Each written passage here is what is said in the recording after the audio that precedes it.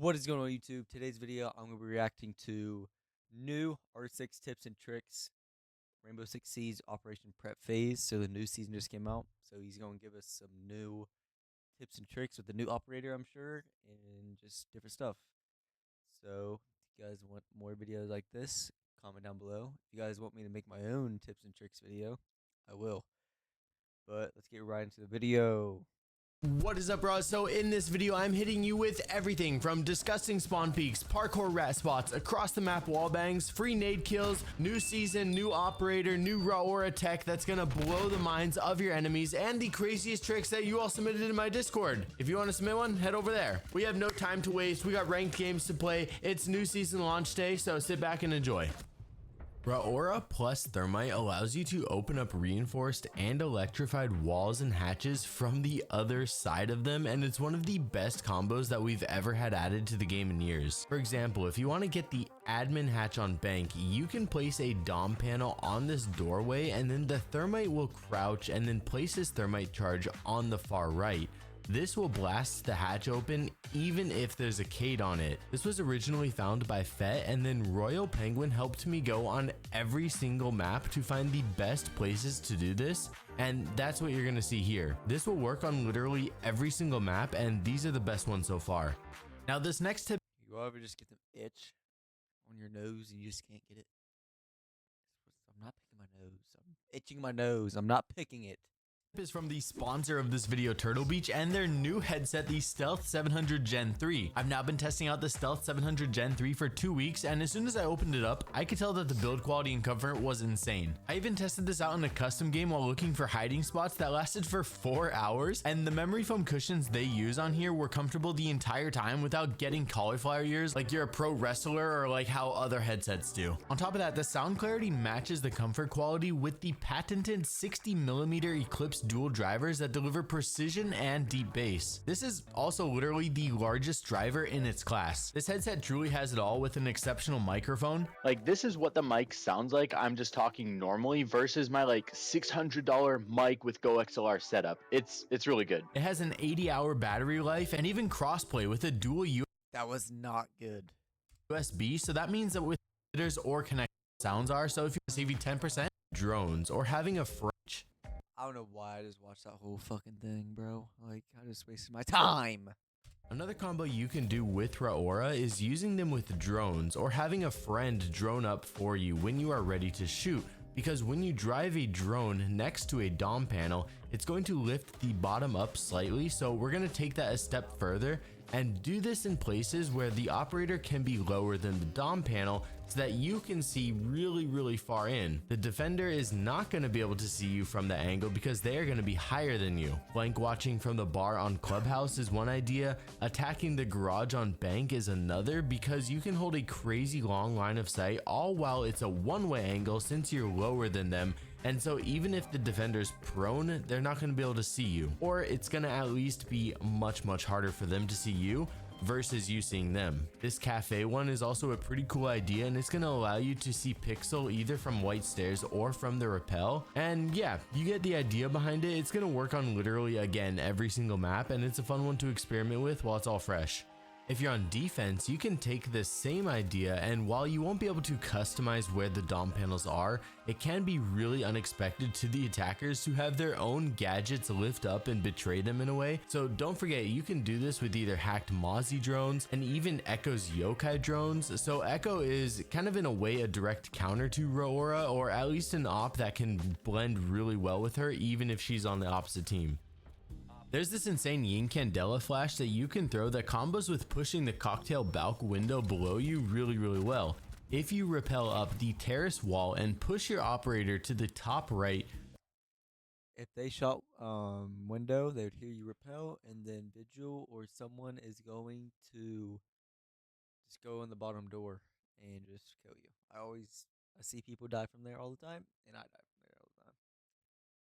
You can line up your crosshairs between these two clouds. You literally just put the center of your crosshair on that blue sky gap that is between the two clouds, and when you throw the Candela, it's basically like a pool trick shot. It's gonna bounce off of the stacked up ace units and roll all the way to the cocktail lounge. This has the ability to blind anybody that's playing by the bomb, that's crouching by the counters, or even sometimes people like to play a mirror here on the wall looking underneath the skylight. It's gonna flash anybody that's playing in this general area, and it looks wild, but it's really easy to do. So shout out to Pendant for this scientific perfected lineup for this one.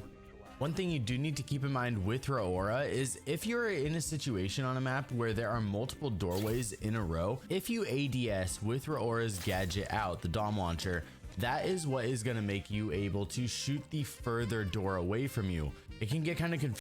Are you really the last person to find out about this skip ads forever button? This is Pi, and if it sounds familiar to you, it's probably because you've seen their Confusing because if you're trying to shoot a further door, you have to peek like really close on the front door.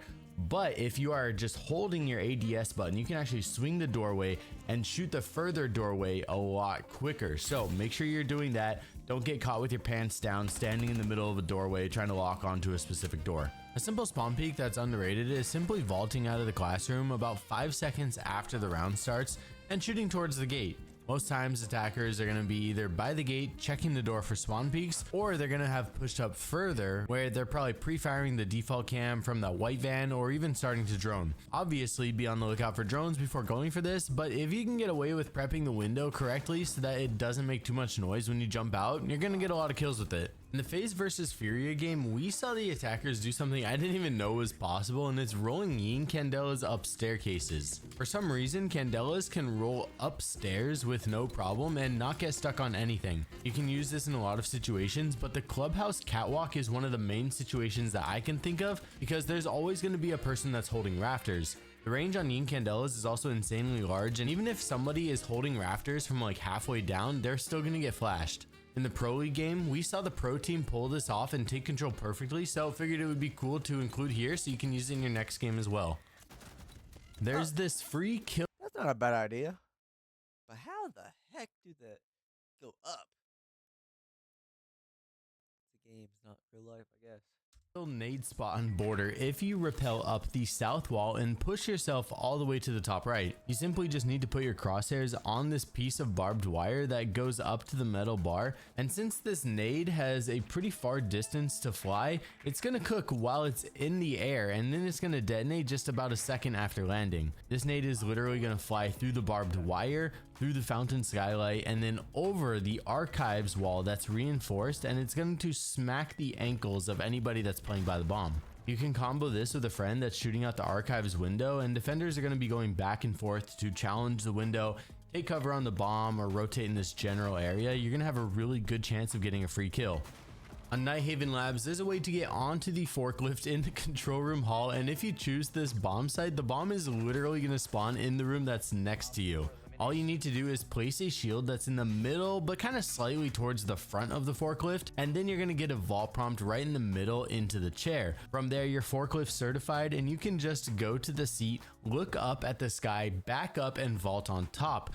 Make sure you don't go over the shield or else you are going to break the shield, and when the shield breaks, it's going to cancel your vault prompt, so be careful of that. After that, you can get crazy angles onto the stairs, to the entry, to any of the windows that are on the west, and it's just so random, nobody's going to actually have their crosshairs up here that's ready to fight you.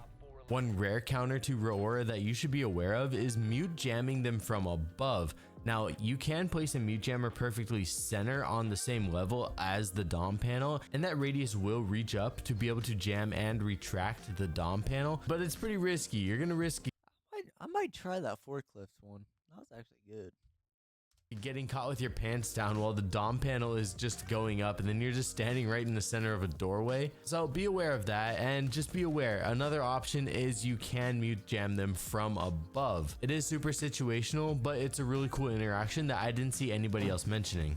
There's this angle on Consulate that goes across the map from admin office on the east all the way to the console office on the west. Defenders play on this desk so often, especially if you go and you have a teammate that's playing on that console office window rappel. There is definitely going to be somebody that's on this desk. Like, we've all been in that situation before. But then you and the rest of the team, you guys can go and you take admin, do a top take, and it literally just takes an additional 3 seconds to jump on this desk and wall bang this spot to see if you get a free kill or not. On Oregon, there's this pre-fire into trophy that takes like 4 seconds to do that you should start trying at the start of your rounds. When defenders choose upstairs in the bedroom, the trophy room becomes a very high traffic area even after the round starts because people are finishing site setups, rotates, being wild with pre-firing the doors for no reason at all, and if they do happen to cross this area, they are going to catch a stray all the way from your construction spawn. You just need to vault up on top of the construction vehicle and then kind of push north into it. Just be careful because if you go too far left, you will slip off. But I've been liking a lot of these random pre-fires a lot lately. I'm going to be really curious to see if these start getting blocked in upcoming patches. There's an interesting building design detail in the games room, and it's right where the default plant is. For some reason, the walls don't perfectly align here. I'm not sure if it's because there's a thickness difference on that top layer. Who knows? But what I do know is that it causes this gap to be here, so you can either leave C4s below or even shoot through it at times. I don't really like shooting through it because it's literally just a few pixels. It's actually really hard to full auto through, but it is enough for the debris and explosion to carry over onto the planter above. So say you're doing like a late roam or just roaming in general and they push really fast in there, this C4 is a crazy one to know about. On Cafe, if you go into the southeast corner of Freezer, you can get this pixel into the bakery once the attackers open it up, and if you have a dark headgear on, you are going to be so hard to see from the attacker's point of view. This is one of the smallest pixel peaks that we've ever done on the channel. Like, I don't even know if this counts as a pixel peak. It's more like a molecule peak, but if you do know that your Freezer side is safe and attackers are committing to the bakery wall, this is a really funny spot to go and check to see if you can get a free kill.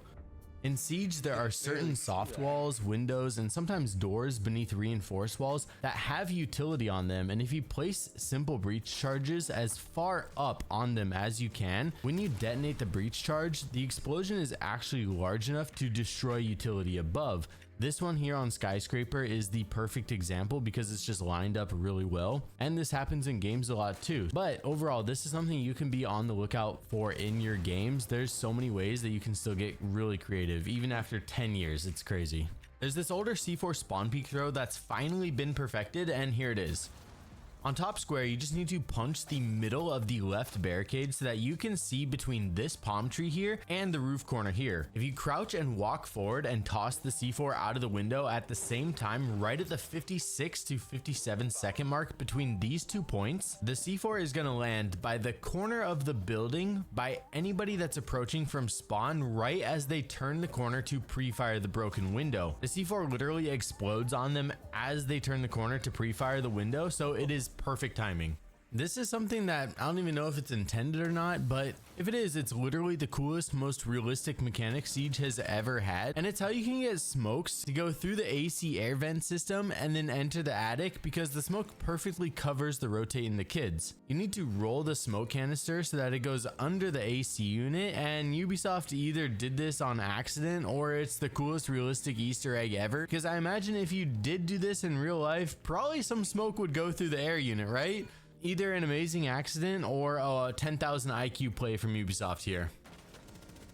Did you know that you can shoot out the second ace breach charge that drops from the initial breach all from safety? This is another trick that just happened in the recent 6 Invitational games, and basically there's certain walls in Siege that while you're defending, you can actually have cover from on while you are playing really close on the breach. Not a lot of people realize this, but you can actually shoot that second canister before it explodes from the inside of the map. This spot here on layer is a good example because most people on attack are not going to be like playing up close on that breach or far out of the side. They're most likely going to just throw the breach and then watch the windows or flanks. And while this is happening, you can actually move up on the breach, or say you were just bandit tricking, you can cancel that, stand up, stand in safety on that hard wall, and while you're on the side, you're going to have the cover and you are going to be able to actually just wall bang the soft wall section while you look down on it, and you are going to be able to destroy it. You kind of have to guess where the breach is, but it's very obvious, obviously just smack in the middle of the opening. This is going to make that hole too small to enter from. then the attackers are going to either have to rotate or at least use even more utility. But then if they do have to use more utility, that first wall is opened up, so it's going to make it even easier for your team to do things like impact trick or even just swing onto it. So cool trick to keep in mind. It's not a day, it's a season. That is the end of the video. Are 6 tips and tricks that you have. Shut up. That is the end of the video. If you guys enjoyed that, I'm going to try that nade trick on border. I'm going to try getting up there on forklift. I'm going to try. Probably won't try that, like, shooting the breach. I don't know. If you guys learn anything, and let me know down below if you guys want to try any of those and which ones. But if you guys enjoyed, like, comment. Most of y'all that watch, you guys are not subscribed. Will you please up the subscribe button? I'm going to be hosting a tournament, a console-only tournament in my Discord. So join the Discord in the description below. You guys join. Let me know your rank, and sometime soon I'm gonna be hosting a tournament. So for money. So I hope you guys enjoy. Later, chat. YouTube.